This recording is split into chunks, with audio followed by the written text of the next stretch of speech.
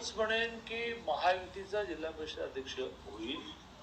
तो महायुतीच्या कुठल्या घटक पक्षाचा होईल आणि तो कसा होईल.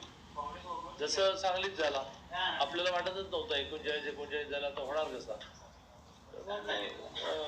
दुर्दैव आहे, पण तो एक दिवस आधी दादांची भेट होणं, त्यांनी मान्य करणं, मी मान्य करणं, त्यांनी सगळ्यात महत्त्वाचे 3 जणांना फोन करणं. मग कृष्णाला सगळे कुठे टाकले.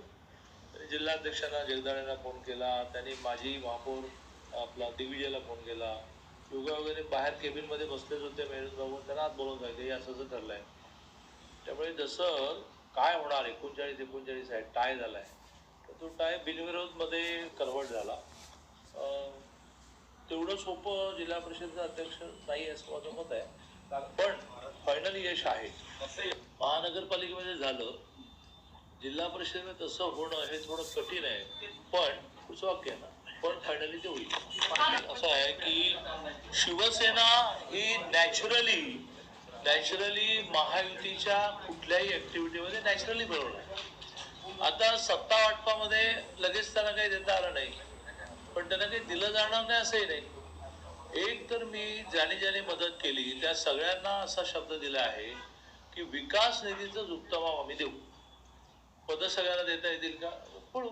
एक बरं आहे की एकदा निवडून आलं की 5 वर्षामध्ये कोणी शिल्लकच राहत नाही की इतकी पदं दरवर्षी स्थायी. उदाहरणार्थ दरवर्षी 16, 5 वर्षामध्ये 80, हे सगळे म्हणून 77 आहेत, सगळ्यांना देता येईल.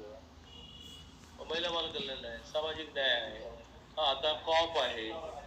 त्यामुळे 5 वर्षामध्ये काही ना काही पदं देऊ, पण दरवर्षी विकास निधीमध्ये झुकतं माप देऊ असं आम्ही सगळ्यांना शब्द दिला आहे.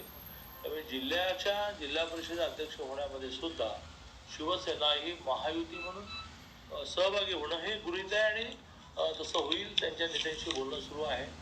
महानगरपालिकेच्या वेळेला काही ना काही घटनांमुळे त्याच्या मनात थोडी नाराजी असेल, तर ती नाराजी दूर केली जाते आहे आणि फायनली जिल्हा परिषद अध्यक्ष हा महायुतीचा होईल हे तुम्ही लिहून ठेवा.